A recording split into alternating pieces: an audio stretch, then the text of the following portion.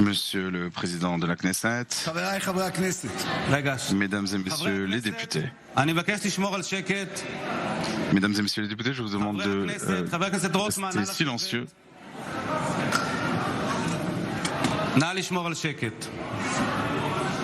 Puis garder le silence.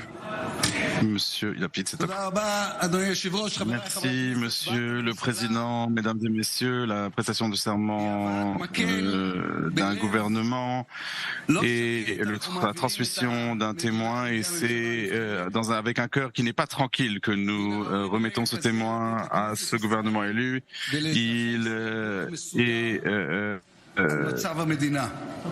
faut maintenant rendre compte au peuple d'Israël quant à la situation du pays. Par respect pour cette cérémonie, je veux fournir à la Knesset les données objectives de ce qu'a fait ce gouvernement, dirigé tout d'abord par Naftali Bennett, et je le remercie, puis ensuite sous ma direction, pour empêcher que certains réécrivent l'histoire.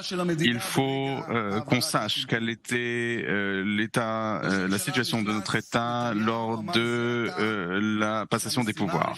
Monsieur Netanyahou vient de dire que la première mission est d'empêcher le renforcement de l'Iran. Je suis d'accord avec lui. Effectivement, c'est la première menace. Nous nous sommes beaucoup occupés au cours des 18 derniers mois.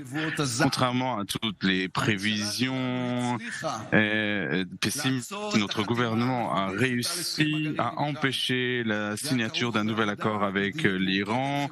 Il a fallu pour cela un travail diplomatique intense, souvent en coulisses, face aux Américains et à l'Europe. Et le résultat est bien connu. Cet accord n'a pas été signé.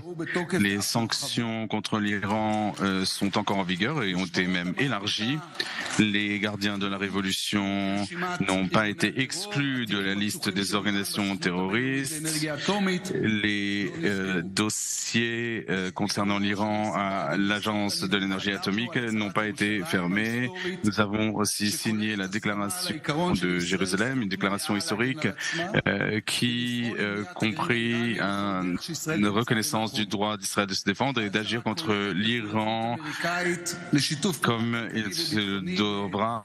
Et il y a aussi un engagement américain à une coopération sécuritaire américaine d'un volume sans précédent. Au cours de mandat de notre gouvernement, Israël a effectué une série d'opérations secrètes et publiques pour empêcher l'installation iranienne en Syrie, mais Israël a été bien plus loin. Nous avons repris des projets sécuritaires qui avaient été abandonnés pour conserver les capacités offensives d'Israël, des projets qui étaient bloqués depuis une longue période, et nous l'avons restauré ces projets, tout cela avec un dialogue intensif et franc avec les Américains, et en renforçant le statut d'Israël aux États-Unis. Nous n'avons pas accepté l'ouverture d'un consulat américain à Jérusalem-Est. Nous n'avons pas accepté, contrairement à ce qui a pu être dit, nous n'avons pas accepté de donner aux Israéliens le moindre veto quant aux actions israéliennes, et nous avons refusé que des soldats de Tzahal et des commandants soient l'objet d'enquêtes internationales.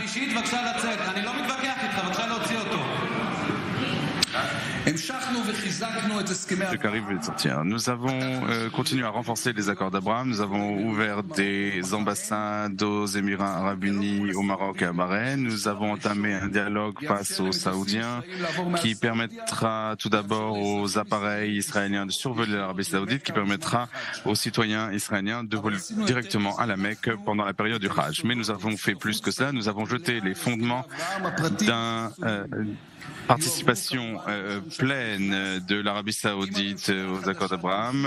Les données secrètes seront transmises au nouveau Premier ministre, et si tout se poursuit, nous pourrons parvenir à une normalisation avec les Saoudiens en très peu de temps. Nous avons ouvert le forum du Negev, un forum économique et sécuritaire avec les États-Unis, les Émirats arabes unis, le Maroc et le Bahreïn. J'ai eu des entretiens avec le roi de Jordanie et les Jordaniens ont aussi rejoint ce forum. Nous avons ouvert ce forum avec les États-Unis, l'Inde et les Émirats arabes unis, un forum qui a entamé des projets dans tout le Proche-Orient et qui ouvre de nouveaux marchés à Israël, des marchés immenses. Nous avons renouvelé les relations avec la Turquie. Il y a une ambassadrice à Ankara. Nous avons signé un accord sur le transport aérien et nous avons restauré la commission économique. Nous avons aussi remis en route le corps diplomatique. Nous avons mené une campagne internationale déterminée et réussie contre la 4e conférence de Durban, cette conférence antisémite, anti-israélienne, et nous avons fait en sorte que des dizaines de pays, parmi lesquels des pays les plus importants, a boycotté cette conférence. Nous avons signé avec l'Union européenne l'accord Horizon, qui est un accord de coopération économique, des accords qui vont faire avancer la science israélienne et l'industrie israélienne pour les années israéliennes et promouvoir les rapports avec l'Europe. Nous avons signé un accord historique sur la frontière maritime avec le Liban qui garantit les intérêts de sécurité et d'énergie d'Israël le long de la frontière nord. Nous avons signé un accord de coopération stratégique avec la Grande-Bretagne, un accord de libre-échange avec les Émirats arabes unis. Nous avons été nommés observateurs à l'Union africaine. Ces 18 mois ont été les plus calmes autour de la bande de Gaza depuis 15 ans.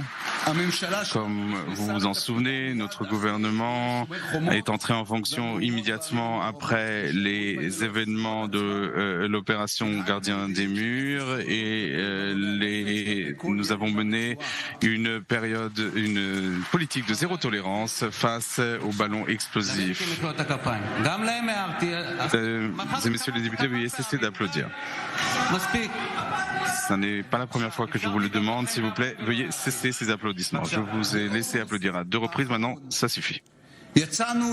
En août dernier, nous avons lancé la période aube face aux menaces du djihad islamique dans une des opérations les plus rapides et les plus efficaces jamais menées par Israël. Nous avons éliminé la direction du djihad islamique sans qu'il y ait un seul mort israélien. En mars, nous avons eu l'opération Brise-Lames qui vise à renforcer la frontière avec la Judée et Samarie. Le Shabak, le Yamam continue à agir en ce moment même à Naplouse, à Jenin, partout il y a des organisations terroristes qui veulent s'en prendre à Israël. Après de nombreuses années, nous avons repris les éliminations ciblées contre les chefs d'organisations terroristes. Et j'aimerais dire clairement, puisqu'on a entendu beaucoup de choses sans fondement, les règles d'engagement sont connues de tous les soldats de Tsahal. Si quelqu'un veut vous tuer, vous pouvez le tuer. C'est cela que sont les règles d'engagement.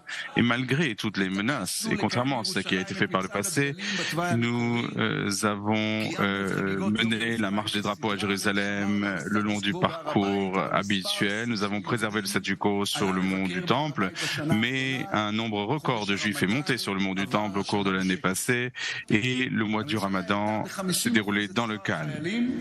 Le gouvernement a augmenté de 50% le salaire des soldats. Nous avons mis en œuvre un programme qui finance 75% des études pour tous ceux qui ont combattu au sein de Tsahal. Tout cela exprime un ordre de priorité nationale et le fait que nous ayons mis en haut des priorités l'aide aux soldats de Tsahal et à ces jeunes qui risquent leur vie pour défendre notre pays et nos frontières. Nous avons augmenté les allocations pour les invalides militaires. Je dois rendre hommage à Benny Gantz qui a mené mener ce projet qui lui tenait à cœur. Le gouvernement a fait sortir le pays de la crise du coronavirus sans le moindre confinement. Nous avons été le premier pays à faire des doses de rappel du vaccin. Et j'aimerais remercier le ministre de la Santé. Sur le plan économique, l'Économiste, le plus grand magazine économique, a publié la semaine dernière son bilan de l'année, d'où il ressort qu'Israël a été la 4e économie au monde, ce qui est un succès. Et je rends hommage au ministre des Finances Avigdor Lieberman pour cela, pour avoir géré notre économie de manière responsable. Nous avons fait passer une loi de finances, la première en 4 ans, qui inclut des réformes historiques dans les transports, dans l'énergie, dans l'industrie, des sujets qui étaient bloqués depuis des années, comme l'âge de la retraite pour les femmes. Et on ne peut pas parler d'économie sans quelques chiffres. Et je m'en excuse d'avance. Au cours de l'année passée, de novembre à novembre, il y a eu 50 milliards d'excédents fiscaux. Il y a eu une croissance de 4%. Les exportations ont augmenté de 21%. Et on va dépasser les 160 milliards de dollars. Le chômage a baissé à 3,7%, un des taux les plus bas. Le taux problématique est celui de l'inflation qui reste élevé mais bien plus basse qu'en Europe et aux États-Unis. Le gouvernement a dû faire face, comme tous les gouvernements de ces 15 dernières années,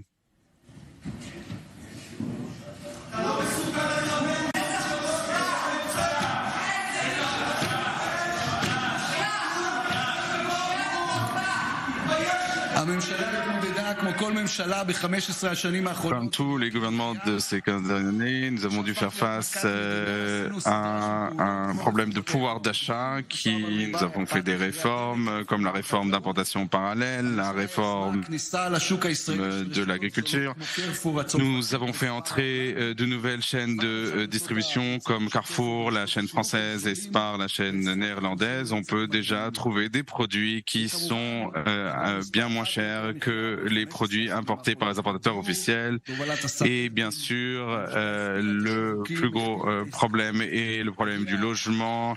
Le gouvernement a il y a eu un record de construction de logements et des loteries pour ceux qui ont droit. Au cours du premier trimestre 2023, il y aura une baisse des prix du logement, et si la construction se poursuit au même rythme, eh bien cela continuera. La première des missions de l'économie israélienne au cours des années à venir sera de faire entrer le plus de personnes sur le marché de l'emploi grâce au ministre de l'économie. En 2021, 70 000 personnes ont fini des formations professionnelles. Et en 2022, le chiffre sera plus grand et nous avons augmenté le soutien à la communauté LGBT, un soutien sans précédent dans l'histoire d'Israël. Le gouvernement a augmenté le soutien aux organisations de femmes et à la lutte contre la violence contre les femmes, là aussi un soutien sans précédent. Le gouvernement a mené un programme national contre la crise climatique qui s'aligne sur ce que font les pays les plus développés au monde. Nous avons présenté un plan quinquennal.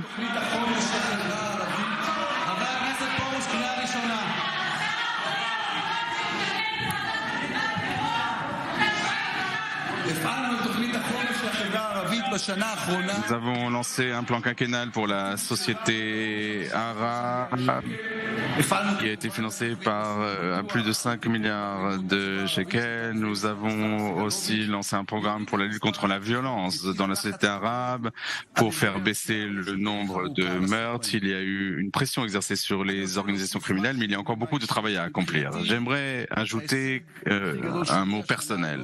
De mon point de vue, le plus grand succès cette année n'a pas été j'ai été Premier ministre, mais la loi loi sur les personnes en situation de handicap. Cette semaine, la directrice du ministère des Affaires sociales, Monsieur Mergui, qui allait être ministre des Affaires sociales, vous comprenez que c'est un accord et c'est une loi essentielle qui est attendue de pied ferme par les familles. Voici l'essentiel de ce que nous avons fait. Nous vous transmettons un pays dans un état excellent, avec une économie forte, avec des capacités défensives fortes, avec un statut international parmi les meilleurs de l'histoire d'Israël. Veuillez ne pas démolir tout cela. Nous revenons dans un instant.